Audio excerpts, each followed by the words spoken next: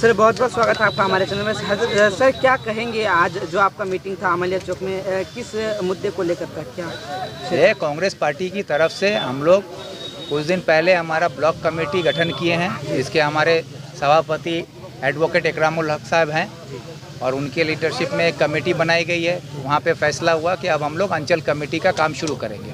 तो उसी सिलसिले में आज अमलिया चौक में शाहपुर 2 ग्राम पंचायत का अंचल कमेटी गठन करने के लिए हम लोग यहाँ पर ये सभा किए। सर आपकी जो पॉलिटिकल जर्नी है, देखा गया है खास करके पिछले कुछ सालों में काफ़ी उतार चढ़ाव देखे गए हैं।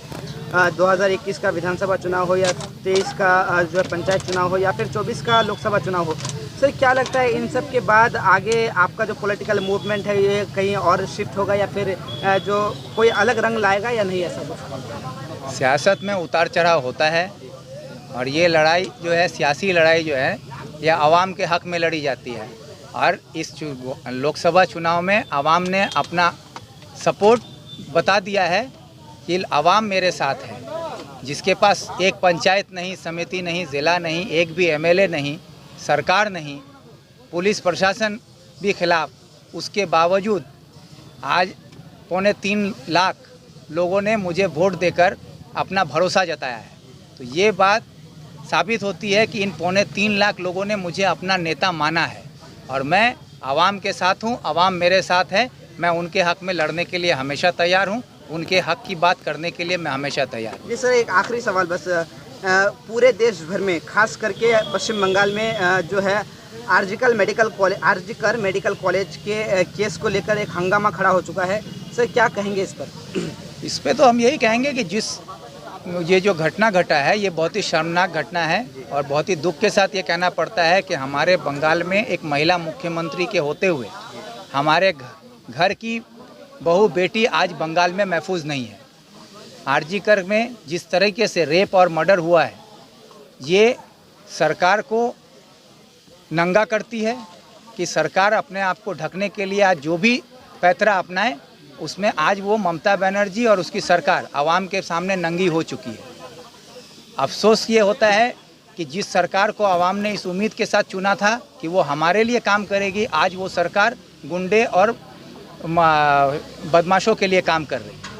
और सबसे शर्मनाक बात यह है कि ममता बनर्जी जो तमाशा कर रही हैं, वो पुलिस मंत्री भी वही हैं, स्वास्थ्य मंत्री भी वही हैं, बंगाल की मुख्यमंत्री भी वही हैं और इंसाफ देना उनका काम है।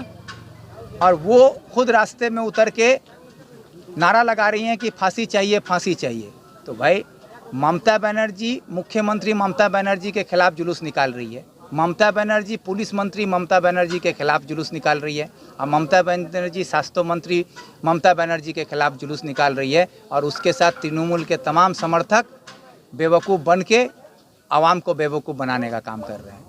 तो ये बेवकूफ़ आवाम अब नहीं बनेगा, क्योंकि पूरे हिंदुस्तान का आवाम इसको समझ रहा है, बंगाल का आवाम समझ रहा है, पढ़ा लिखा तबका समझ रहा है और हमारा आने वाला कल का जो जनरेशन है, डॉक्टर्स, इंजीनियर, पढ़े लिखे नौजवान सब इस बात को समझ रहे हैं। इसलिए अब ये जो ड्रामे का खेल ममता बनर्जी का अब नहीं चलने वाला है।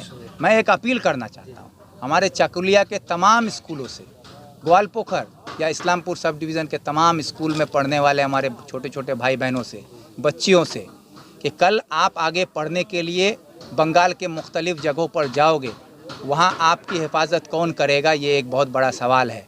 अगर आप अपनी हिफाजत चाहते हो तो आज आरजीकर के में जो घटना हुआ है उसको इंसाफ दिलाने के लिए हर स्कूल में पढ़ने वाले बच्चों को, बच्चियों को बिना किसी झंडे के, बिना किसी बैनर के देश का झंडा अपने हाथ में उठाओ और सड़कों पर उतर कर नारा लगाओ, वी वांट जस्टिस, ये नारा लगाओ।